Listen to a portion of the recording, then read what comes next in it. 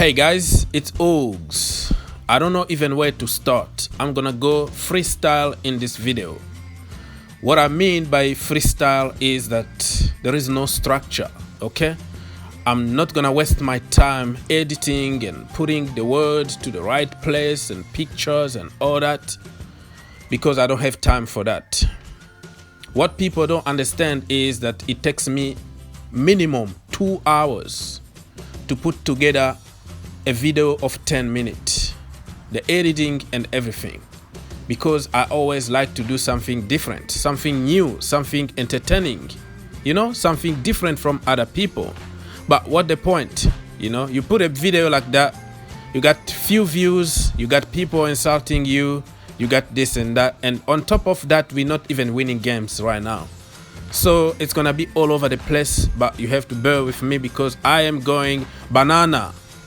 I am going to get on certain people in this video. Okay, so let's start by the coaching stuff. Frank Lampard, Jody Morris, and Barry, and everybody else in that coaching stuff. I don't know what they're doing, but I think they should just stop coaching because there is nothing that I can see on the field that tells me that they've been coached or they are uncoachable, as Mourinho said about certain players. And people have been selling us since the beginning of the season how Barry came and made a huge difference defending and scoring goals from set pieces and all that. He got all kind of credit. But when we lose, we don't even hear about Barry anymore. Everything is on Frank Lampard. So why should we always blame Frank Lampard and not the coaching staff that we've been giving all the credit? When it comes to the youngsters, it's Jody Morris because he knew them from the academy. But when we lose, it's all about Frank Lampard. Everybody in that coaching staff need to take the blame because they are part of the staff. But of course, Frank Lampard is the head. He's the boss. The last decision supposed to be his. So he's going to take even more blame. Last season, I supported Frank Lampard because of his ability to change the game. He was able to play different systems, depend on the opposition, and we were having great result. This season, he's not doing the same anymore. He became stubborn and insane because repeating the same thing over and over again and expecting a different outcome. I don't know. He doesn't even trust youth anymore. Billy Gilmore is on the bench. Lewis Bate, Lawrence, Jude, and other boys from the academy deserve a chance because the first team are not doing anything. So what are you gonna lose by using those youngsters? Frank Lampard became a little bit arrogant, tried to force something that is not working. And I can understand from his perspective because he spent a lot of money on them and he needs to force them because the only way they can perform is to just put them on the field. But when you are looking for a result in hard time, you have to rely on people who can do the job. I'm still Frank Lampard in. No matter what, I'm going to support him until the last day. But is that going to happen? I don't see it. I think Abramovich is going to pull the trigger. I don't know if by the time you watch this video, it's going to be already too late. And all I can say is good luck to Frank Lampard because he got a great future somewhere. Or if Abramovich still believes on the project, he's going to continue with Chelsea Football Club and there is nothing you can do about it. Let's wait and see what's going to happen in the next coming hours. Let's talk about the back five. Let's start by Edouard Mendy. Awful. But you know what? I didn't expect anything special from Edouard Mendy. Since the day we signed him, I've been making videos telling you guys that he's just better than Kepa Arrizabalaga. He's not world class. He's just a good goalkeeper who can do the basics. And it was refreshing to see somebody actually who can do the basics. So many people got carried away and thought that he was the next All Black or whatever, but he's not in that level. That's why I am not so disappointed about Edouard Mendy, because I knew what we're getting, and we were just getting a better goalkeeper. Ben Chilwell, well, he started very good, but he kind of flopped at some point. He's like up and down. But this is expected in a team like Chelsea Football Club. So I'm not going to get too hard on Ben Chilwell. Thiago Silva, 36 years old. That's what you can get from him. He always gives his everything. But when you are pairing him with somebody like Rudiger or Christensen, it's not going to work out. And even with Zuma, sometimes it doesn't work out. It is what it is. So Thiago Silva, okay, but he is the best out of those bunch. You know what I mean? Tony Rudiger, my goodness, I don't even wanna repeat everything that I've already said. Rudiger is just like an accident waiting to happen. Kurt Zuma is a very good player. He's not world class or anything, and he needs a leader to play with him. You know, he needs a John Terry, he needs a Thiago Silva or Sergio Ramos. But overall, he's not the worst in that defense. Azpilicueta, getting old, getting undone, but can still give you what he can give you. Reece James, young, and he will make mistakes, okay? But overall, James is doing good so far. Some games he's very poor, some games he's excellent, and some games he's like 50-50 expected. Midfield, oh my goodness. Let me just talk about Jorginho. Jorginho, he's not for Chelsea Football Club. He need to go. No more that I can say about it. The physicality and the slowing down games, passing backward, sideways is not a Chelsea thing. It's not the Premier League thing. Kovacic, Mateo Kovacic, I'm at the point that I will accept to let him go, because he will give you a good game of football here and there. No end product. No assist, no shooting from distance, no goals, no nothing. What the point of dribbling past everybody and not doing anything about it? He can't even shoot.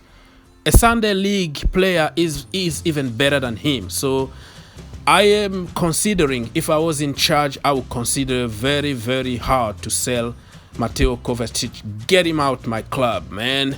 Mason Mount, yeah, the best of the best in that midfield. You can criticize him, you can call him whatever name, Frank Lampard's son. You will understand why Frank Lampard trusts Mason Mount, and Mason Mount really is going to get better and better. N'Golo Kante, almost 30 years old, is getting older and injuries are coming to him, but he can do the job, and he also needs some help. You know, when N'Golo Kante is not in that team, we are done. But N'Golo Kante, I still believe that we have at least a couple seasons in the high level with N'Golo Kante. If I go to, well, I can talk also about Billy Gilmour, but he's not playing that much in that midfield. But Billy is going to get better and better, and I can't wait really to see him in the next days or month, how he is going to develop. Let's go to Kai Havertz. Let's put him in the midfield. I don't want to like push him in number 10 or whatever, but Kai Havertz is really frustrating me right now. The guy is so weak physically and mentally. He got bullied all the time, and his lazy passes just pisses me off like ever. Very, very lazy, that he will find himself in a right position, have the ball that he can just like, hey, just pass it like with force, okay? Apply some force in your freaking ball, and it's gonna go to the person that is intending, because in the Premier League somebody else is going to intercept that ball. Man, he got bullied off the ball all the time. His body language is awful. He need to fix up, man. But we spent a lot of money. I still believe in the kid, that he's going to improve. Let's move to the front. Timo Werner. What can I say about Timo Werner? Lack of confidence. We saw against Southampton, the goals that he scored that day showed us that there is something out there. There is a player inside there, but his confidence is off right now. And man, he's so awful. He's been awful since, I don't know, November. Since the last international break, that guy been awful. And we paid a lot of money and we wanted goals. That's why we went for him. So what is happening with Timo Werner?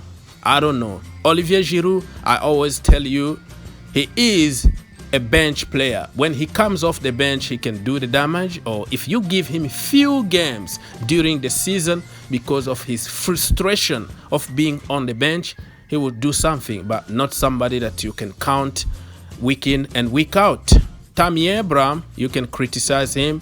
People been writing him off because he's from the academy and his name is not Tamildino or whatever. But that guy is somebody who can give you 100% of what he can. He's improving defensively, dribbling ability also improving, passing is improving. He just can't score, he can't head. His heading is horrible and his finishing still need to improve. But 23 years old, I still believe that he can do something in the future. Callum Hudson-Odoi getting better after a very, very bad injury, and I'm not gonna be very hard on the boy. And let's now talk about Hakim Ziyech, the magician. If the guy can stay fit, I mean, we have a hell of a player in us. You can tell that he's still not 100% because of the injury, but I don't have any worry about Hakim Ziyech. Christian Pulisic is somebody who is really pissing me off right now because I know what the boy can do. I know his ability on the ball, but right now it looks like he tried to do a little bit too much, dribbling a little bit too much. He's not making those key passes that he used to do. He's just the end product, in the final third is very horrible. And he needs to change now because we need somebody. We need a hero right now who can just bend the ball from nowhere and score a goal and unlock the game. We need a leader or leaders who can lead by example. Frank Lampard, Diego Costa, or Eden Hazard. People who can just take the game to the next level and decide the game by themselves.